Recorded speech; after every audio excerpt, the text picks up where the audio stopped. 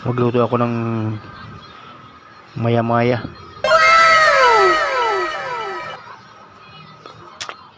Paksiw. Paksiw ako muna gawa ng para hindi masira yung isda. Prepare ko na yung aking lulutuin para mamayang gabi may pangulam kami. Maya-mayang tabang ito mga lods, kaya bali malangsa. Masarap ito adobo prito. Binigyan ako ng nanay ko ng aking ulamin kasi sobra daw yung binili niya, kinuha ko na. Ayan guys, nag-prepare na ako ng aking regalo, sibuyas, bawang, luya. Prepare ko na siya. Tapos naghihiwa muna ako ng regalo para may pangulam mamayang gabi. Pwede rin yung hanggang bukas almusal ng mga bata. Paborito ko to. Gawa ng yung iba maarte, malangsa daw, lasang gilit.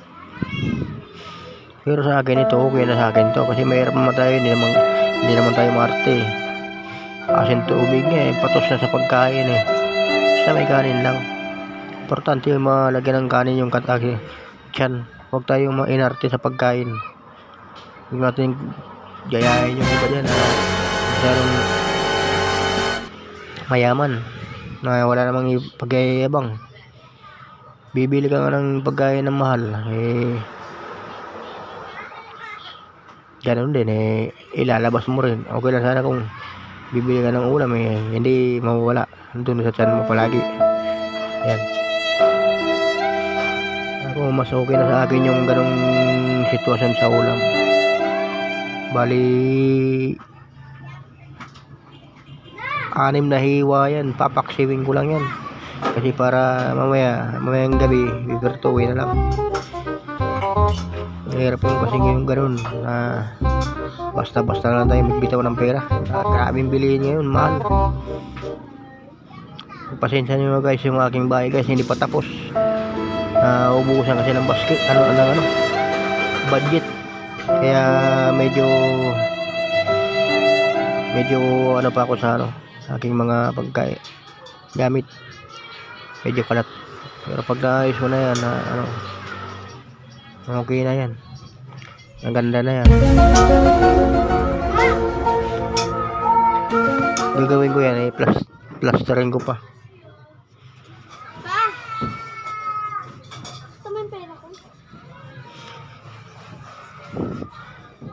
Saka sa sobrang mahal ng bilihin ngayon, kailangan maging wise tayo. Huwag tayong basta-basta bibitaw ng pera na hindi natin sigurado. Yun lang ang suggest ko sa aking pamilya, na huwag basta-bastang bibili na hindi naman kailangan. Ang bibili natin ako yung pagkain, ulam, tapos sabon, Colgate, yung kailangan na sa bahay. Huwag tayong basta-basta kung etc. Ito may birthday ng anak mo, handa.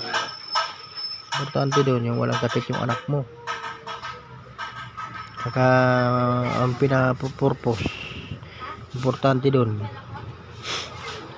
yung may ulam ka, may kinakain ka, may marte. Malangsa nga yun, pero okay yung gano'n. Huwag tayong umasa yung palaging masarap. Fried chicken, adobong baboy, adobong manok, ano. Ay, gala doon, gala dito, kinabukasan nga. Yun ang mga taong dapat matuto. Huwag yung tayo yung hayabang. Uy, si kapitbahay namin, ganda ng ganito. Wala namang napala. Kinabukasan niya nga nangutang. hiningil, nagalit. Wala pang bayad. Tinubuan, nagalit pa rin. Kasi, ba't tinubuan na niya? Eh, siyempre, di ka nakabayad ng utang. Yun.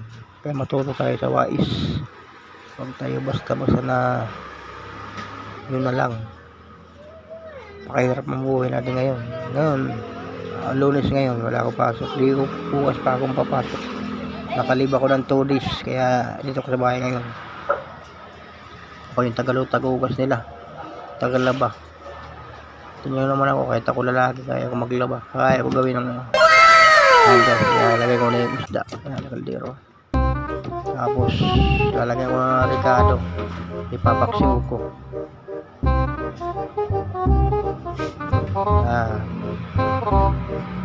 At asi, sauka.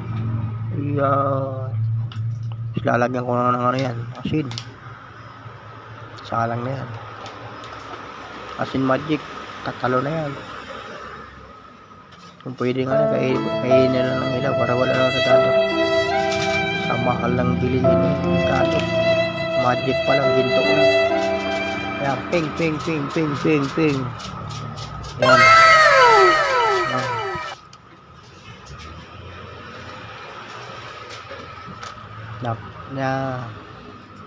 Ano ko na. Takpan ko yung asin. Yan. Ping, ping, ping, ping, ping, ping, ping, ping. Yan, guys. Matabang pa, lagyan pa ng asin. Yan na, takpan ko na. Salang na natin. Let's go. Mali, walang takip. Buhatin ko na. Yan, takpan ko na. Sinalang ko na. Yan. Yun, sinalang na. Yan. Buksan ko na yung gas. Nice. Sisinihan ko na. Dati sa probinsya ang ginagamit naming kahoy, dito ngayon